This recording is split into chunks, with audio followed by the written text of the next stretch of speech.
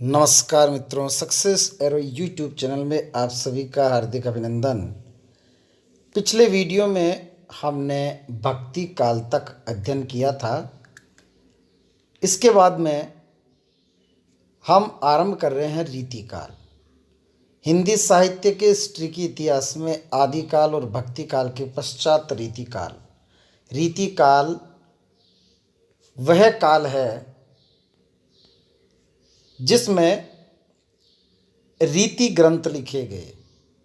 सबसे महत्वपूर्ण प्रश्न जब परीक्षा में पूछा जाता है, रीति से तात्पर्य क्या है, क्यों इस काल को रीति काल कहा जाता है, तो सबसे पहले देखें इस रीति काल का जो समय है वो है संवत 1700 से 1900 तक। और याद रखें यह है संवत, ये ईस्वी सन नहीं है। ये 1700 से 1900 का जो समय है वो है संवत। तो रीतिकाल का आरंभ चिंतामणिकृत रसविलास व मतिरामकृत रसराज से माना जा सकता है। हिंदी साहित्य के विद्यार्थी ध्यान दें, जो पहली बार हिंदी साहित्य का इतिहास पढ़ रहे हैं वो इस बात को नहीं जानते, लेकिन जिनका बेस क्लियर है, जो पहली बार पढ़ रहे हैं वो भी ध्यान से सुने। हिंदी साहित्य का इतिहास हो सकता है आप पहली बार पढ़ रहे हो, लेकिन पढ़ आप पहली बार नहीं रहे। जैसा प्रश्न होता है उसी प्रकृति के अनुसार उत्तर देना होता है। रीतिकाल का आरंभ किस कवि से माना जाता है, रीतिकाल की अविरल परंपरा, रीतिकाल किस विद्वान के अनुसार कब शुरू माना जाता है, और साथ में यदि पूछ लिया जाए रीतिकाल किन रचनाओं से आरंभ माना जाता है, तो रीतिकाल चिंतामणि की रसविलास और मतिराम की रसराज। रसों का राजा तरबूज, जिसको मतिरा कहा जाता है, रसराज, रसों का राजा मतिरा। तो मतिराम कृत रसराज और चिंतामणि कृत रसविलास से रीतिकाल का आरंभ माना जा सकता है। केशव का काव्यांग निरूपण भामह उद्भट की परंपरा का माना जाता है। केशव अलंकारवादी थे। अलंकारवादी से तात्पर्य ये है, ये साहित्य अर्थात जो काव्य है उस काव्य का प्राण अलंकार को मानने वाला जो एक समुदाय था विद्वानों का, उसी की परंपरा का अनुसरण केशव ने किया था। भामह जो अलंकारवादी थे, तो केशव ने भामह और उद्भट इन दोनों विद्वानों की परंपरा का अनुसरण किया था। जबकि परवर्ती रीति जो आचार्य है उनका काव्यांग निरूपण आनंदवर्धन, मम्मट और विश्वनाथ की परंपरा का माना जाता है। प्रश्न जो बहुत इंपॉर्टेंट प्रश्न है, रीति से तात्पर्य क्या है। तो रीति एक विशेष पद्धति अथवा शैली जिसमें काव्य सृजन के समय छंद, रस, अलंकार आदि को लक्ष्य कर लिखा जाए। सोदाहरण लिखित और उदाहरण सहित किसी छंद और फिर उसके उदाहरण देना, या रस से संबंधित कोई काव्य लिखना फिर उनके उदाहरण देना, इसी तरह से अलंकार और उनके उदाहरण देना। तो सोदाहरण लिखित इस प्रकार के ग्रंथ लक्षण ग्रंथ कहलाते हैं। प्रथम रीतिकालीन कवि काल क्रमानुसार केशव को रीतिकाल के प्रवर्तक मानते हैं श्याम सुंदर दास और नगेंद्र। केशव रीतिकाल की शान है। एक शब्द है केशव रीतिकाल की शान है। केशव रीतिकाल की शान है। शाह का अर्थ है श्याम सुंदर दास और नय का अर्थ है नगेंद्र। ये दोनों विद्वान केशव को रीतिकाल का प्रवर्तक मानते हैं। प्रथम रीतिकालीन कवि प्रवृत्ति अनुसार यह है चिंतामणि और शुक्ल। चिंतामणि उत्तर कब होगा, जब शुक्ल के अनुसार पूछा जाए। अब यदि प्रश्न रीतिकाल के प्रवर्तक पूछा जाता है, ध्यान रखें उस समय या तो दोनों ऑप्शन में नहीं आएंगे चिंतामणि और केशव, और यदि दोनों ऑप्शन में आ जाते हैं तो चिंतामणि, शुक्ल को चिंता थी। हिंदी साहित्य का सर्वप्रथम वैज्ञानिक इतिहास लिखने वाले शुक्ल, इन्हीं को ही सर्वाधिक चिंता थी सभी कालों के प्रवर्तक आदि बताने की। तो शुक्ल ने चिंतामणि को रीतिकाल का प्रवर्तक बताया था। और ध्यान दें, शुक्ल ने चिंतामणि को बताया, इसलिए जब प्रश्न में दोनों ऑप्शन हो ऐसी स्थिति में इसे प्राथमिकता दी जानी चाहिए, क्योंकि शुक्ल के द्वारा लिखा गया अधिक मान्य होता है। कई बातें ऐसी है जो शुक्ल की मान्य नहीं होती है, तो उनको भी ध्यान में रखना है। और जैसे जैसे आएगी मैं आपको वो चीज़ भी उस पर जो है वो स्पेशल ध्यान इंगित करवाता रहूँगा। रीति का शाब्दिक अर्थ, मैंने एक रीति का अर्थ ऊपर भी बताया था, लेकिन जब परीक्षा में प्रश्न आता है, ये एक ट्रेडिशनल क्वेश्चन है। रीति से तात्पर्य है, रीति से तात्पर्य काव्यांग निरूपण, एक ऐसी स्टाइल में लिखना जो काव्य के अंगों को निरूपित करे। तो रीति का शाब्दिक अर्थ क्या है? काव्यांग निरूपण। काव्य के जो अंग है वो कौन कौन से हैं? काव्य के अंग है छंद, काव्य का अंग है अलंकार, काव्य का जो अंग है वो है रस। तो इन छंद, अलंकार, रस, नायिका भेद, ये जो काव्य के अंग है इनको लक्ष्य करके लिखे गए ग्रंथ रीति ग्रंथ कहलाए। और यही पैटर्न, इस पैटर्न पर जब काव्य लिखा जाने लगा, ऐसे काल को, ऐसे समय को रीति काल कहा जाता है। इसके पश्चात प्रथम सर्वांग निरूपक आचार्य, ऐसे आचार्य जिन्होंने सभी अंगों पर लिखा। सर्वांग निरूपक से तात्पर्य जिन्होंने सभी अंगों पर लिखा।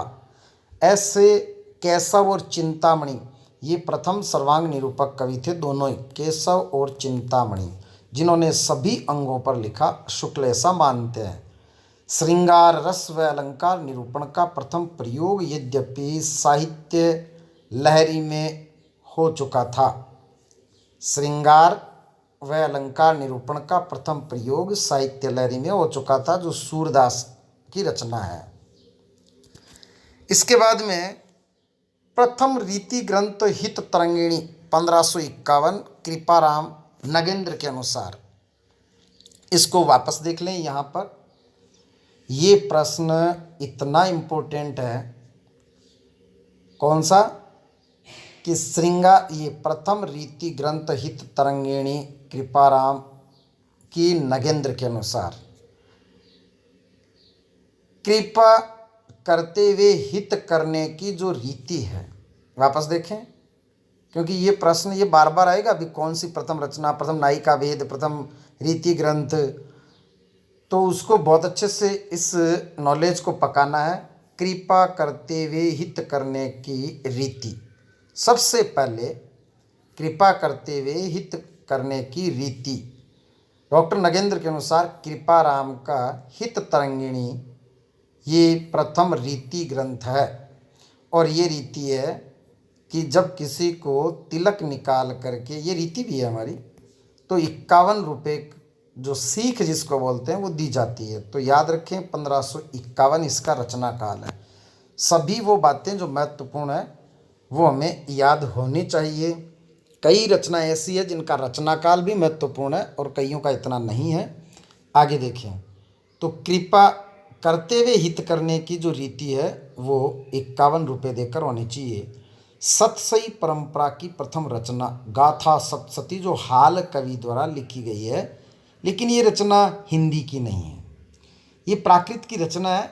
और देखें, सतसई परंपरा की प्रथम रचना, ये सतसई परंपरा एक पैटर्न, एक फैशन बन जाती है। आपने फिल्म देखी होगी जिसमें सनी देओल हीरो हैं, गद्दर। अब उस गद्दर के पश्चात एलओसी जैसी कई देशभक्ति फिल्में उस समय बनी थी। तो ये गद्दर, एलओसी और बॉर्डर, इस तरह की फिल्में एक फैशन सी आ गई। कई बार ऐसा होता है जब कोई एक रचना लिखी जाती है और जब बहुत अधिक प्रसिद्ध हो जाती है देश में या संपूर्ण उस राष्ट्र में, देश काल एवं वातावरण जिसको अपन कहते हैं, परिस्थितियाँ ऐसी बनती है कि उस तरह का, जैसे वर्तमान में जो लॉकडाउन कोरोना है, तो अभी जो भी कविताएं बन रही है वो कोरोना को ध्यान में रखते हुए बन रही है। कोरोना की परिस्थिति से उपजी कविताएं, साहित्य वर्तमान समय में लिखा जाएगा, तो जैसी परिस्थिति होती है वैसा ही साहित्य लिखा जाता है। तो ये एक फैशन सी हो गई थी कि जिस रचना में 700 पद, क्योंकि उस समय लगभग 700 पदों में बहुत सारी रचनाएं उसके बाद में लिखी जाने लगी, तो ये उसे सतसई कहा गया।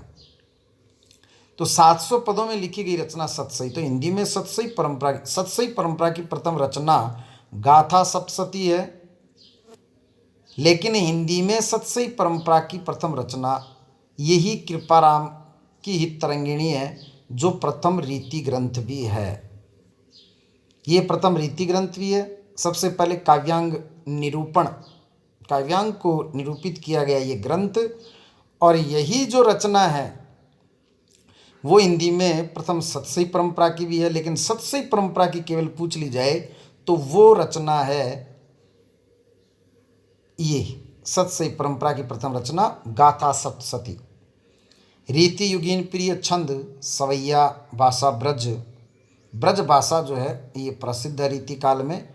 सवैया और सवैया के साथ में थोड़ा सा देखें दोहा और सवैया दोनों ही खूब लिखे गए थे।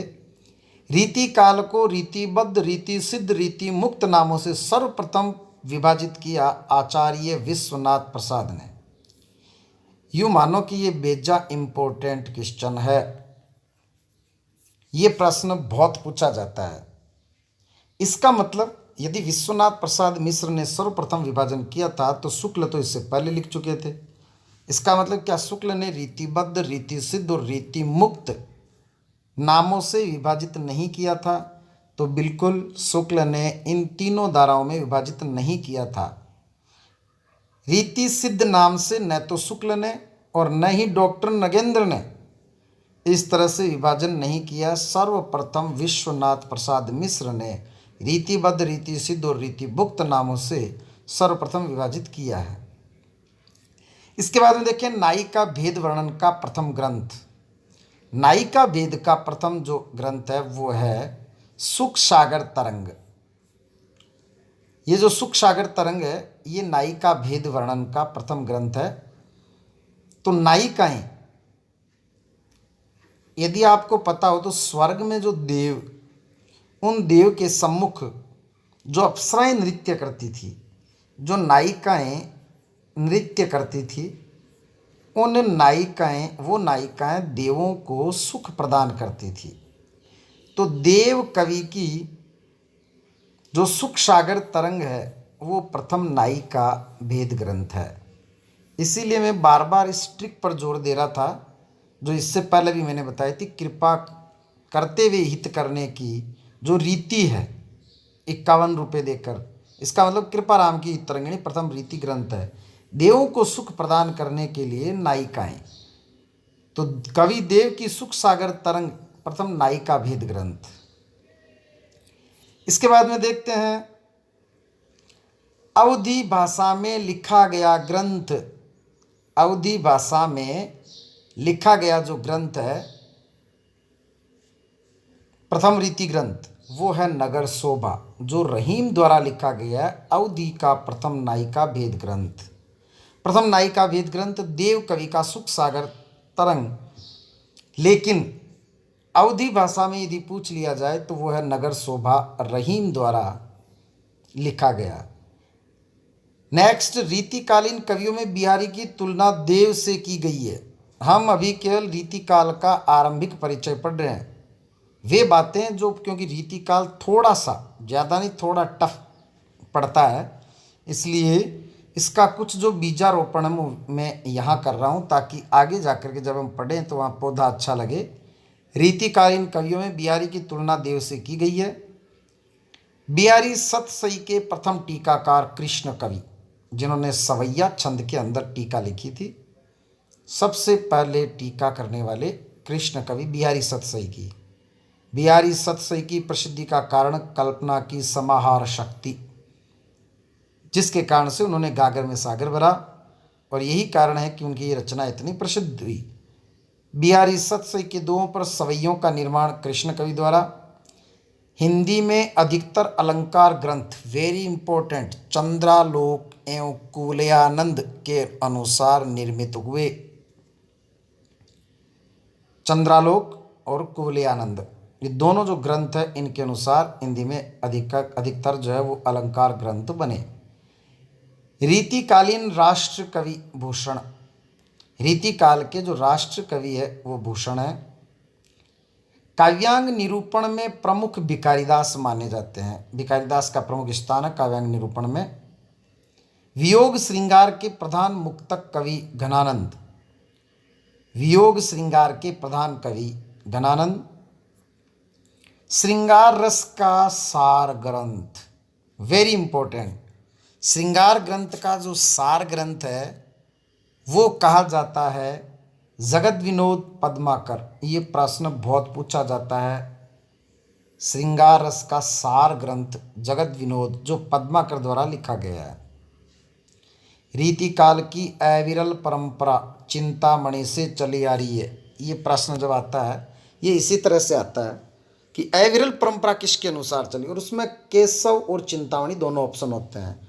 अब थोड़ा ध्यान दें कि ये अविरल परंपरा क्या होती है। केशव ने अपनी रचना लिखी रसिक प्रिया, उसके बाद में फिर भी क्योंकि भक्ति काल के पश्चात का जो काल है रीतिकाल, उसके बाद में भी बहुत सारी भक्ति की रचनाएं लिखी गई थी। उसके बाद में फिर केशव ने अपनी रीतिकालीन रचनाएं लिखी। बीच में भक्ति काल की भी रचनाएं लिखी जा रही थी, लेकिन जिस समय चिंतामणि ने, क्योंकि हमने पढ़ा था मतीराम की रसराज और चिंतामणि की रसविलास, जिस समय इन्होंने रसविलास लिखी उसके पश्चात नॉन स्टॉप रीति ग्रंथ ही लिखे जा रहे थे। ये होती है अविरल परंपरा।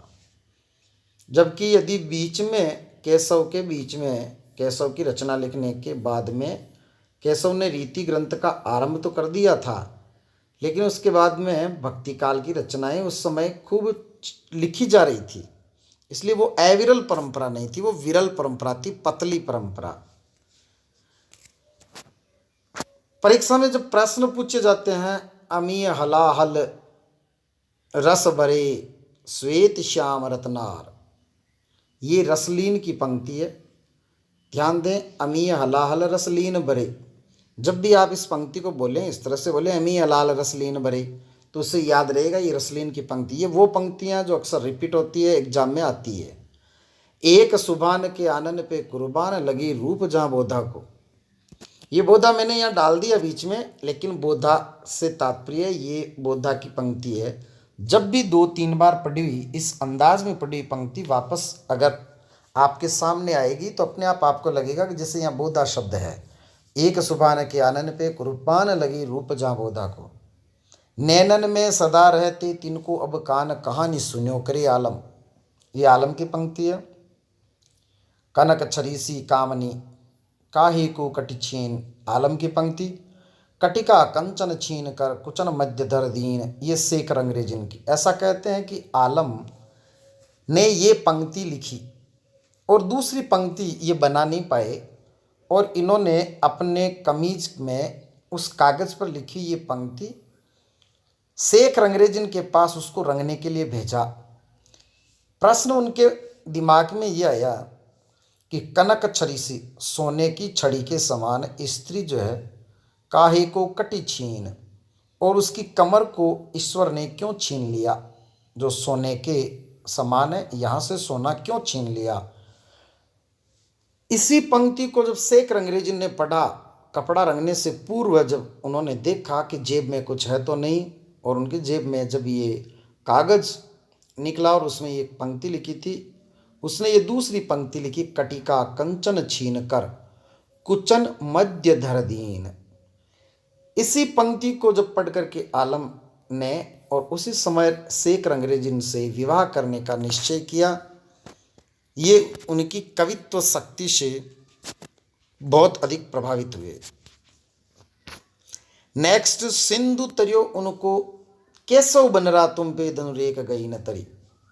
ये उस समय का प्रसंग है जब अंगद रावण से कहते हैं, सिंधु तरियो उनको बनरा तुम पे धनुरेक गई न तरी, बांध्यो ही बांधत सोन बन्यो उन बांध के बारिधि बाट करी।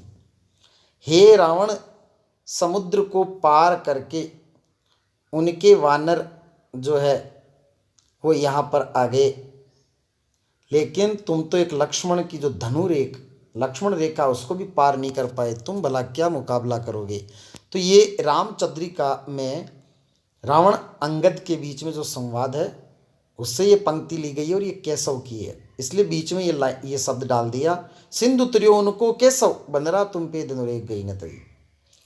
आखिन मूंदव के मिस आनी अचानक पीठी उरोज लगावे, ये चिंतामणि की पंक्ति है। को कितेक उपाय करो कहूँ हो तो आजन पिया मतिराम पर आए, ये मतिराम की पंक्ति है। जिन पंक्तियों पर अधिक मैंने चर्चा नहीं की वो इतनी महत्वपूर्ण नहीं है। आखिर ते गिरे आंसुन की बूंद सुहास गयो उड़ी हंस की नाय मतिराम, क्यों इन आखिन सो निहंसक है मोहन को तन पानीय पीजे मतिराम। इसमें से ये इंपॉर्टेंट है, ये महत्वपूर्ण है। शुक्ल के अनुसार लक्षण ग्रंथों की परिपाटी पर रचना करने वाले जो सैकड़ों कवि हुए हैं वे आचार्य कोटि में नहीं आ सकते, वास्तव में वे कवि ही थे। ये जो दो पंक्तियां मैंने बोली है अभी, जब आप नेट का exam first grade second grade या फिर कॉलेज लेक्चरर, ये हर 10 में से 3 पेपर या 4 पेपर में आपको मिल जाएगी, हूबहू ये पंक्तियां आती है और पूछी जाती है। इनका अर्थ समझें। शुक्ल के अनुसार 3 प्रकार के आचार्य होते हैं। डॉक्टर नगेंद्र ने आचार्यों की 3 कोटियां बताई है, उद्भावक आचार्य, व्याख्याता आचार्य, कवि शिक्षक आचार्य। उद्भावक आचार्य जो नवीन सिद्धांत का प्रतिपादन करे, हिंदी में संधि, ये सिद्धांत किसी ने तो दिया होगा, पाणिनि जी ने।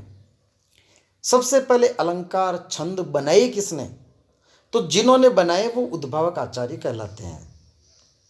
लेकिन जिन्होंने बना दिए और फिर उन स्थापित मत की व्याख्या करे, उनको सरल शब्दों में समझाए, वो व्याख्याता आचार्य।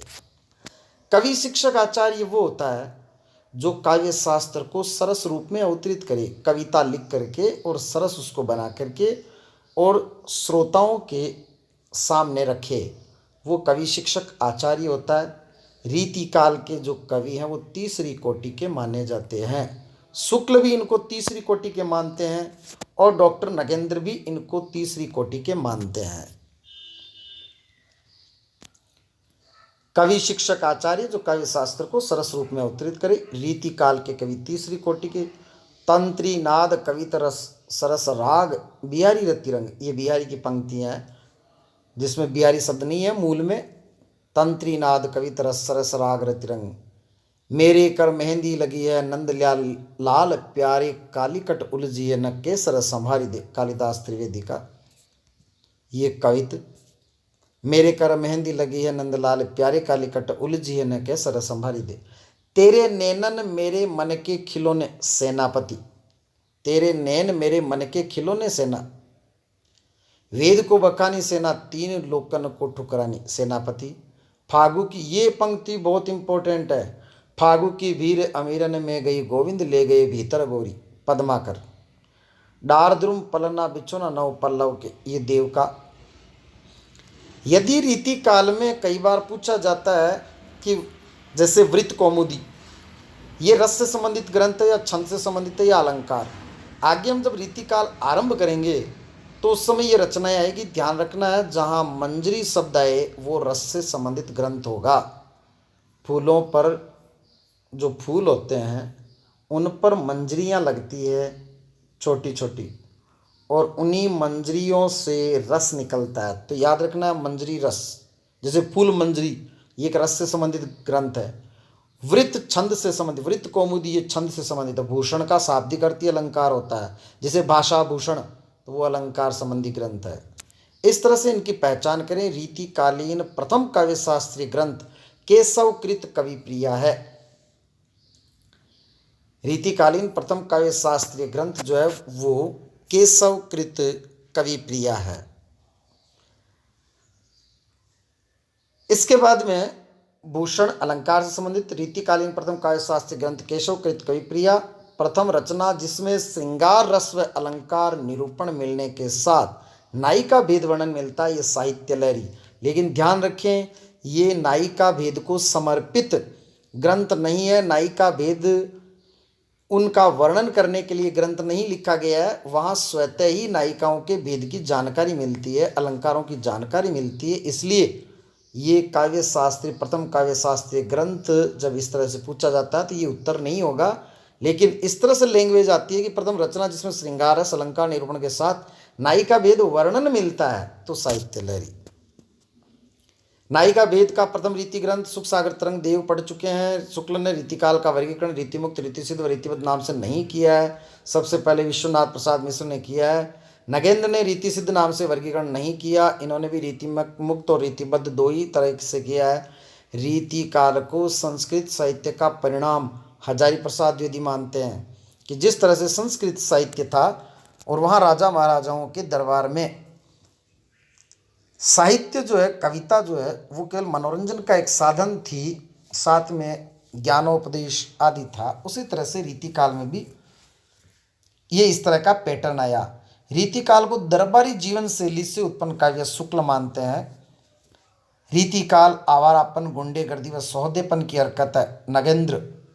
रीतिकाल का पतन लोक मंगल की भावना के अभाव के कारण हुआ, वेरी इंपॉर्टेंट प्रश्न। लोक मंगल की भावना यहाँ देखने को नहीं मिलती है, केवल श्रृंगार से रचा बसा साहित्य देखने को मिलता है और इसी कारण से इस काल का पतन हुआ। अतिशय चमत्कार, पांडित्य प्रदर्शन व काव्य के कठिन दुरूह व क्लिष्टता के कारण भी रीतिकाल का पतन हुआ। इस काव्य की दुरूह होना, क्लिष्ट होना, पांडित्य प्रदर्शन के लिए लिखा गया एक काव्य, इसलिए इस काल का पतन हुआ। इसके बाद में हम रीतिबद्ध से शुरू करेंगे अगले वीडियो के साथ, जहां हम ये पढ़ेंगे रीति मुक्त गबोदिया ठो, रीति पद निवास बिहारी, रीतिबद्ध के सेदे भूषण पद्माकर अति गंगवाल विकारी। यहाँ रीतिबद्ध, रीति सिद्ध, रीति मुक्त तीनों तरह के ये जो कवि आ चुके हैं, जिनके बारे में हम पढ़ेंगे नेक्स्ट टाइम। धन्यवाद। जिन्होंने अभी तक सब्सक्राइब नहीं किया, सब्सक्राइब करें। ध्यान दें मित्रों, हिंदी प्रथम श्रेणी व्याख्याता भर्ती परीक्षा में और द्वितीय श्रेणी वरिष्ठ अध्यापक भर्ती परीक्षा में आप कहीं से ये पता करना कोई मुश्किल काम नहीं है। 90% प्रश्न इन मेरे नोट्स और मेरे द्वारा जो तैयार हिंदी साहित्य का ट्रिकी इतिहास है उसमें से आते रहे हैं, ऐसा मेरा दावा है। ये आप देख रहे हैं यहाँ पर एक अपडेट डेट लिखी हुई है। इनको बड़ा करने के लिए ये अपडेट डेट जो है वो यहाँ से कट गई, ये बहुत पहले की डेट है। और ये जो स्टूडेंट्स जिनके पास भी है वो भी इस बात के लिए प्रमाण दे सकते हैं कि ये नोट्स बहुत पहले के हैं, बहुत पहले का ये मैटर है। और अब तक नेट या फर्स्ट ग्रेड जहाँ भी हिंदी साहित्य का इतिहास आता है इसमें से आते रहे हैं, इसलिए आप धैर्य के साथ विश्वासपूर्वक पढ़ते रहें। धन्यवाद।